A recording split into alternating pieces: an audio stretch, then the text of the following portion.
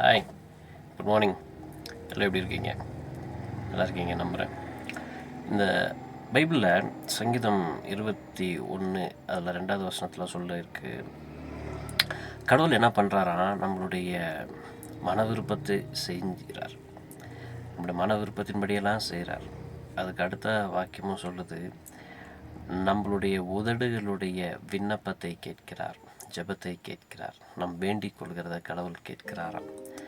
நம்ம எதை வேண்டிக் கொள்வோம், நம்ம எதை விரும்புகிறோமோ அதை வேண்டுவோம் இல்லைங்களா? அவர் ரொம்ப அழகாக சொல்கிறாரு, நம்மளுடைய மன விருப்பத்தின்படியே நமக்கு செய்கிறாரு.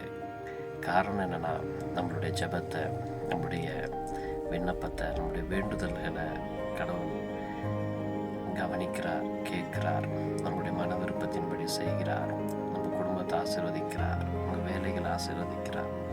நீங்கள் ரொம்ப உயர்ந்த இடத்துல கடவுள் உங்களை வைக்கிறார். நம்புவோம், தொடர்ந்து விண்ணப்பிக்கலாம். நம்முடைய இதயத்தின் விருப்பங்களை, மன விருப்பங்களை, ஆசைகளை நம்மளுடைய ஆண்டவர் நிறைவேற்றி வைப்பார். சந்தோஷமாக இருங்க. Enjoy your day. தேங்க்யூ.